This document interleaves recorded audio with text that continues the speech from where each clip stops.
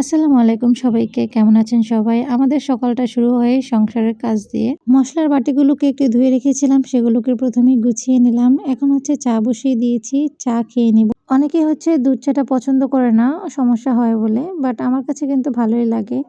তো এখানে চা খাওয়ার পরে আমি হচ্ছে আমার বেসিনটা ক্লিন করে নেব। আমি সবসময় চেষ্টা করি রান্না করার আগে রান্নাঘরটাকে নিট অ্যান্ড ক্লিন করে রাখতে। রান্না করার সময় বেসিনে থালা-বাসন আমার একদমই পছন্দ না। যার জন্য ১ম এই হচ্ছে আমি বেসিনটাকে ক্লিন করে নিই।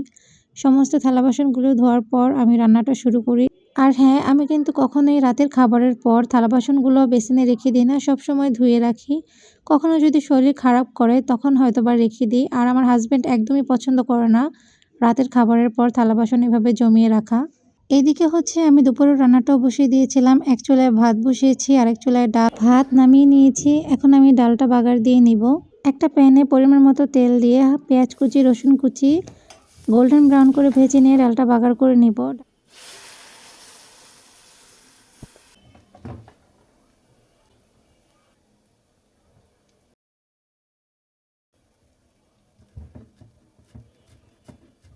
ধনেপাতা কুচি এড করে কিছুক্ষণ জাল করে নেব, তারপর নামিয়ে নিব।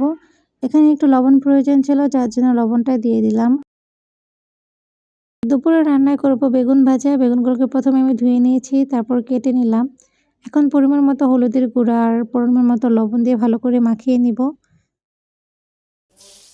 কে, কে এভাবে বেগুন ভাজা খেতে পছন্দ করেন? আমার বাসায় আমার ছেলে এবং আমার হাসব্যান্ড দুজনেই বেগুন ভাজা খেতে খুব পছন্দ করে। কিন্তু আমার কাছে বেগুন ভাজার থেকে ভর্তাটা বেশি ভালো লাগে।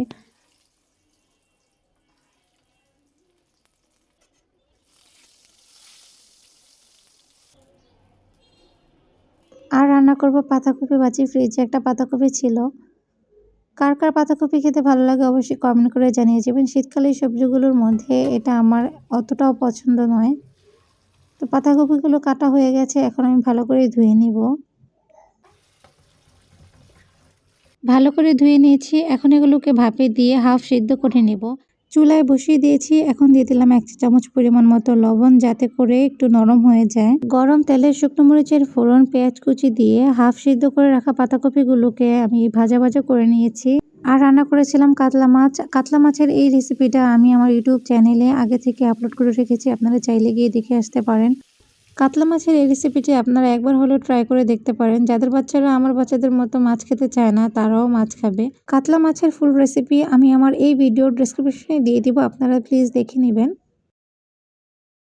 আলহামদুলিল্লাহ, এই ছিল আজকে আমাদের দুপুরের আয়োজন। বিকেলের নাস্তায় বানিয়ে নিয়েছিলাম পাতাকপির পকোড়া। প্রথমেই নিলাম ১ কাপ পরিমাণ মতো চালের গুঁড়া, হাফ কাপ পরিমাণ মতো নিয়েছি ময়দা, দিয়ে দিলাম স্বাদমতো লবণ, ১ চা চামচ পরিমাণ হলুদের গুঁড়া, ১ চা চামচ পরিমাণ মরিচের গুঁড়া, সামান্য গরম মসলার গুঁড়া অ্যাড করে সবগুলো শুকনো উপকরণ একসাথে ভালোভাবে মিশিয়ে নিয়ে দিয়ে দেব পাতাকপি কুচি, কাঁচামরিচ কুচি আর পেঁয়াজ কুচি। এবারে সবগুলো উপকরণ একসাথে ভালো করে মাখিয়ে নিব পানি ছাড়া। দেন হচ্ছে প্রয়োজন অনুযায়ী আমি পানি দিয়ে দিব। এখানে আমি হাফ কাপ পানি অ্যাড করেছিলাম। আমি এটাকে বেশি পাতলা করব না। এখানে আমার মাখানো হয়ে গেছে। আমি হচ্ছে প্যানে আগে থেকে তেলটা গরম বসিয়ে রেখেছিলাম। এখন আমি পকোড়াগুলো ভেজে নেব। অনেকেরই শীতকাল ভালো লাগে না, কিন্তু আমার কাছে শীতকাল খুবই ভালো লাগে। কারণ এই শীতকালে কিন্তু নানা ধরনের সবজি পাওয়া যায়, বিভিন্ন ধরনের খাবার আইটেম তৈরি করা যায়। শীতকালে যেহেতু বিভিন্ন ধরনের সবজি পাওয়া যায়, আর এই শীতকালীন সবজিগুলোর মধ্যে আমার সবথেকে পছন্দের হচ্ছে মটরশুঁটি। আমার মতো কে, কে আছেন যারা মটরশুঁটি খেতে পছন্দ করেন কমেন্ট বক্সে জানিয়ে যাবেন। কিন্তু আমার বাসায় আমার বাচ্চারা একদমই মটরশুঁটি খেতে চায় না, তার সাথে তাদের ছোট ফুপিও মটরশুঁটি খায় না।